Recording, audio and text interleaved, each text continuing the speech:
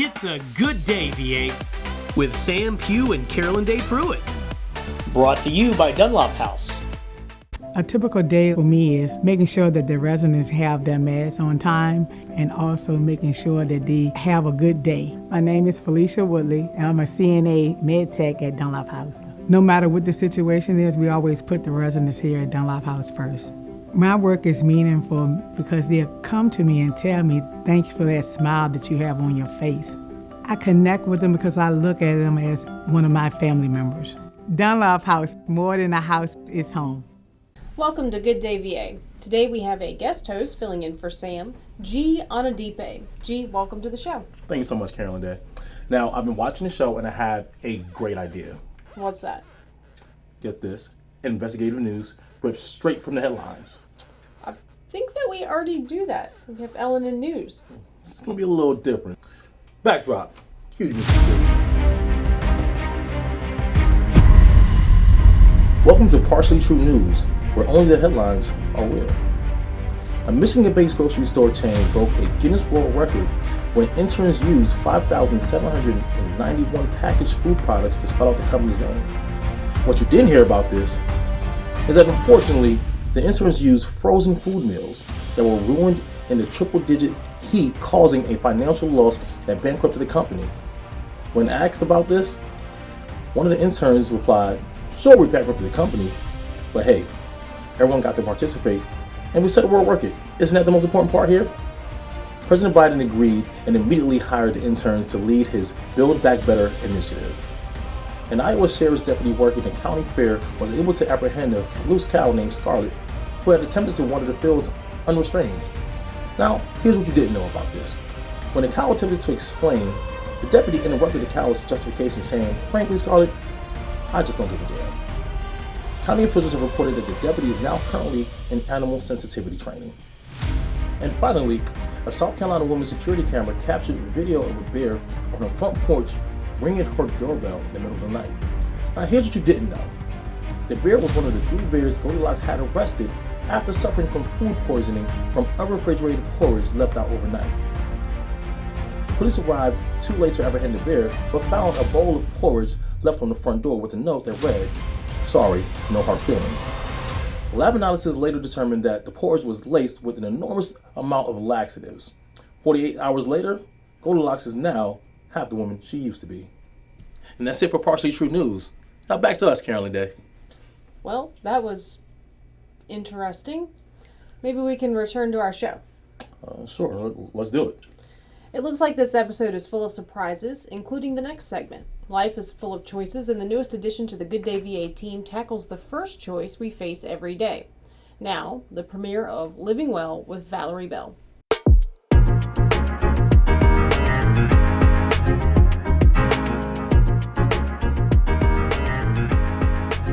I have a question for you.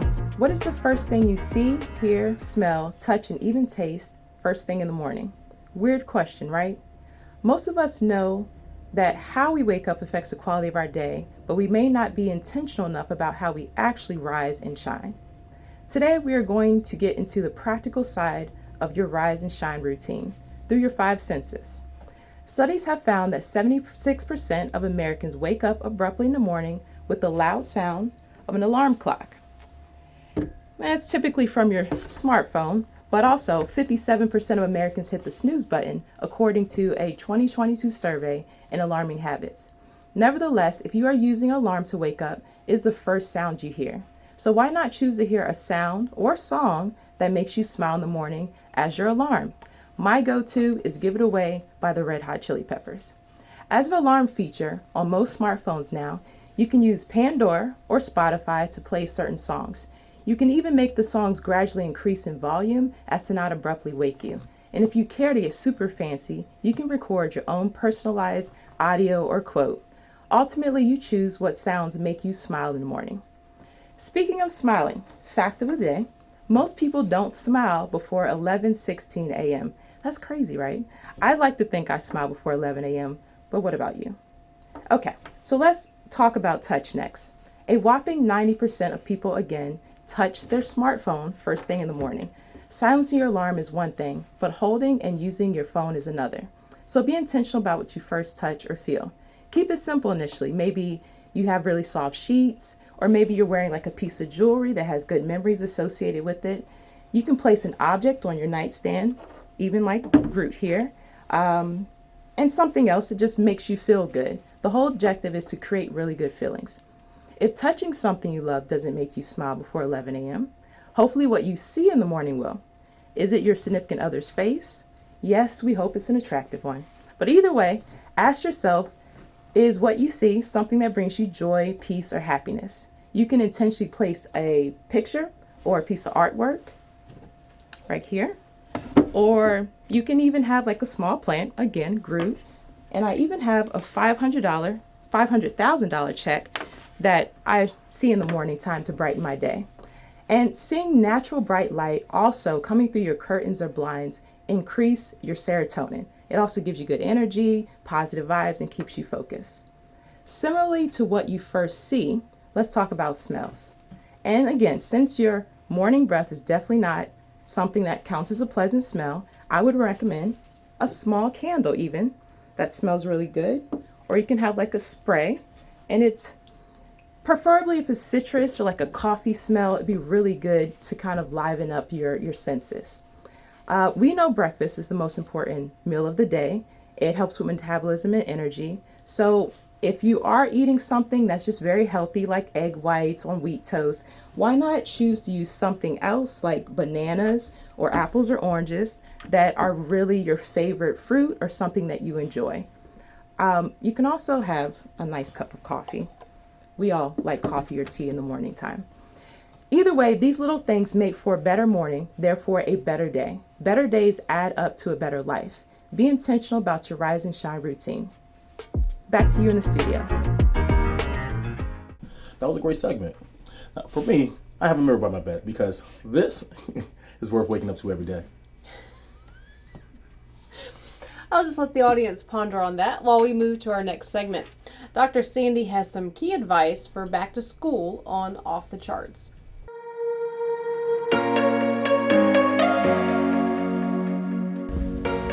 Hello, I'm Dr. Sandy Elbaum with Chester Family Chiropractic Center, and today we're going to talk about backpacks. It's time to send the kids back to school. Yippee! And as a result, we need to take a look at what your kids are carrying.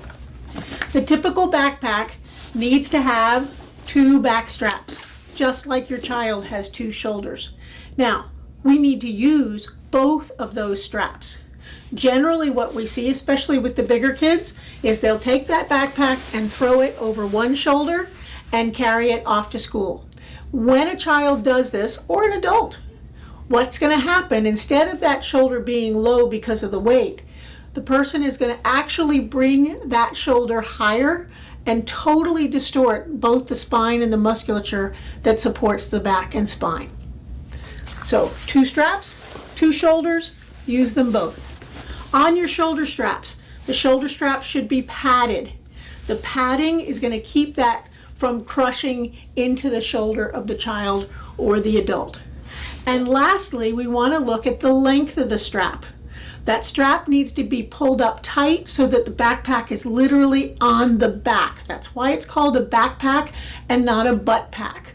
More often than not, you see these straps are nice and long and the child is running to school and literally they're getting a spanking as they run for the bus.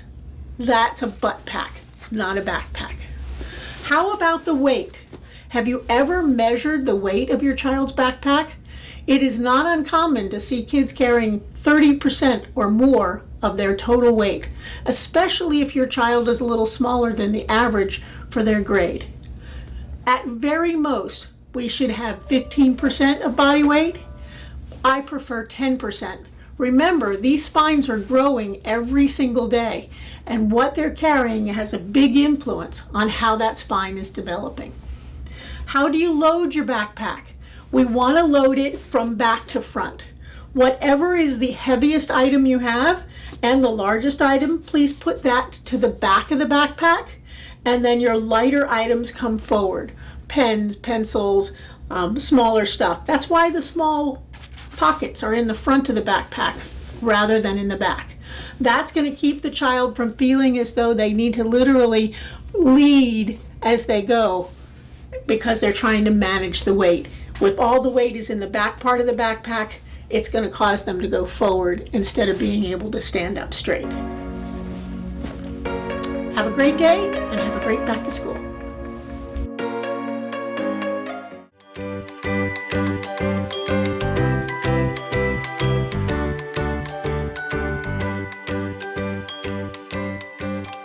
Hourglass Realty Group. Opening the door to your next journey. Life is full of surprises, and sometimes an unexpected visitor can cause a bit of stress for unsuspecting hosts and hostesses. But being prepared just might be a little easier than what you think. Let's hop on over to the Good Day VA kitchen and see what Andrew has in store for our last minute guest.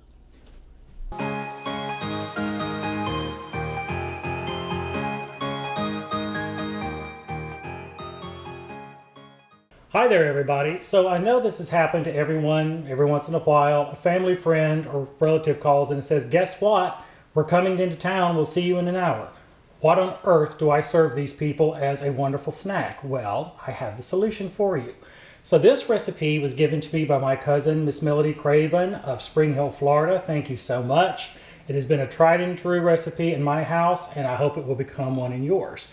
We're going to actually take 2 packages of 10-ounce chopped spinach directly from the grocery store. You want to make sure that comes to a good rolling boil and cook for 5 minutes and then is well drained. And to that, we put it right in to our bowl. After that, you want to take 2 medium onions, give them a good chop, as you can see here, like so. That's going to go into our solution as well. Followed by 2 cups of prepared herb stuffed breadcrumbs. And now we will also add 4 eggs, very well beaten, into our mixture here. Followed by 1 teaspoon of garlic salt, a teaspoon of pepper, and 1/8 teaspoon of ground thyme. All together here. We also want to put in 1 3/4 cup of grated Parmesan cheese, followed by a cup of melted butter that has been cooled to room temp. And all of this, we're just going to mix it all up together, like so. We want to make sure that we moisten all the ingredients with that egg and that melted butter, and that those breadcrumbs absorb all that deliciousness.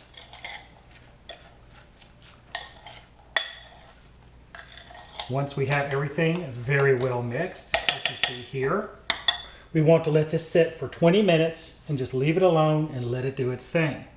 Fortunately, through the magic of television, we already have a solution of the same product right here for you to see. Now, at this point, we want to take an ungreased baking sheet, and you're going to take your raw dough here, and we're just going to get our hands in there and going to roll it into a wonderful walnut-sized portion. Say about maybe roughly a little over 1 inch in diameter, and we want to place these on our baking sheet roughly about 1.5 inches to 2 inches apart. And we'll just fill this baking sheet right up with all these wonderful hors d'oeuvres, and they can go directly into the oven.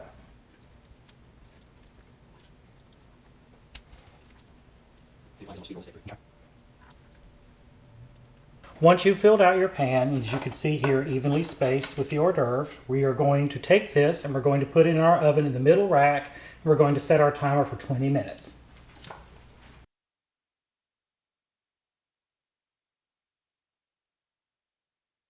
Our 20 minutes are up, so let's take these out of the oven and let's have a look at this good deliciousness we have right here.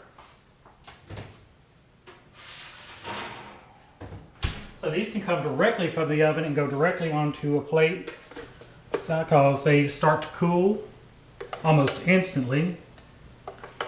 And you can just grab even 3 or 4 on the spatula, whatever's easiest, and throw them on a little bit willy-nilly because it looks nice and fun and casual. Oh my gosh, if y'all could just smell these, they are so appetizing.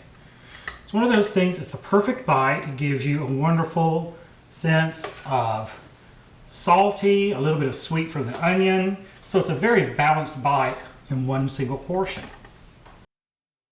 Now remember I said that these are great for an emergency, and I'm going to tell you how that actually works. These freeze beautifully. So what you're going to do is once you get to your rolled stage, you're just going to pop them in a Ziploc bag like so.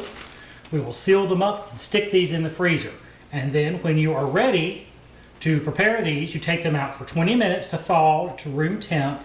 You pop them right on the tray and they go into that 350 oven for another 20 minutes. They come out fantastic. Now, a word of warning about this recipe, it does come from the 70s, and like all 70s things, that it can be very addictive. So make sure that you make plenty to pass around. These are ready to go, so I'm about to head out to the studio. Thank you for joining me, and I hope you have a great afternoon.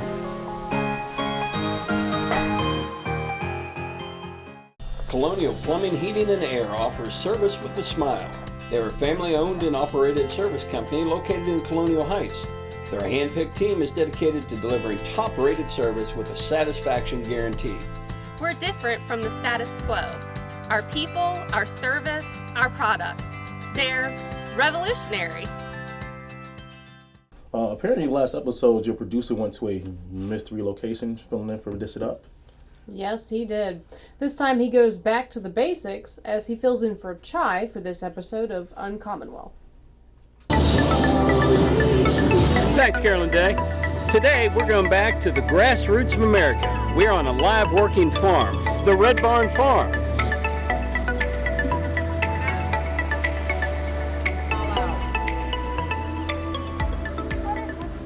The Red Barn Farm is a historical rescue farm that actually doubles as a working farm, providing educational tours, summer camps, and even the perfect location for birthday parties. The farm is located in Dinwiddie County, Virginia, just minutes off I-85 and the I-95 interchange.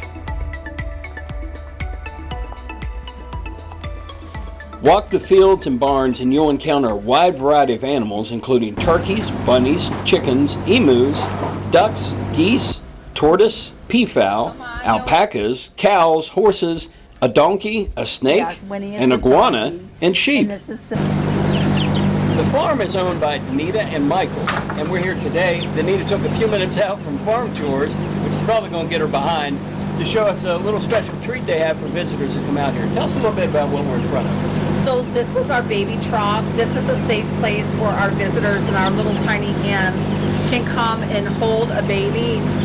If they happen to drop it, it drops right on the hay, no damage to the legs. And that's really what we want to do, is kind of protect the babies. But it gives all of our visitors, our special little friends, the opportunity to see all these little bitty babies. Look at this.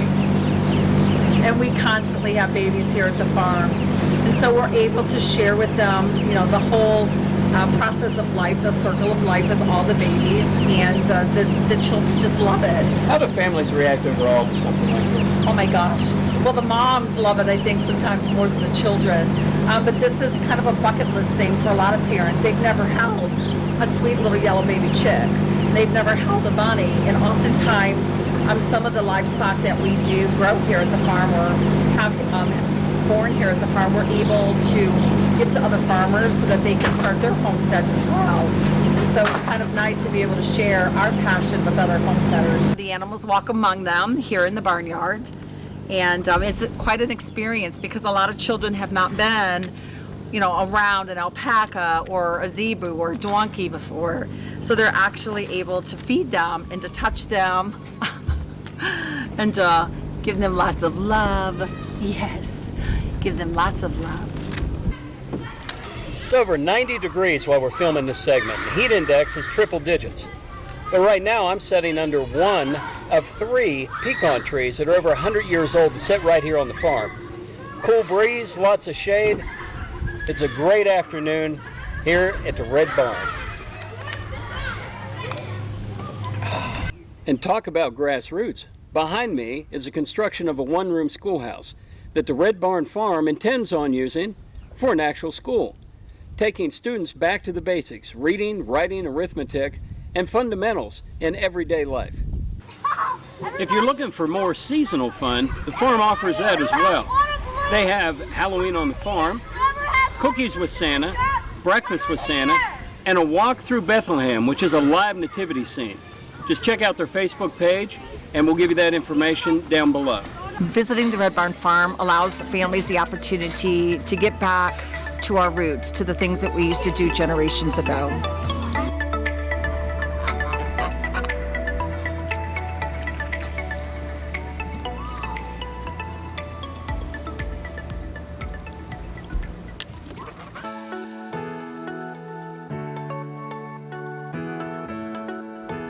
Yes, you can still get haircuts, colors, highlights, waxing services, everything that's going to make you look great right here at the Apothic Company.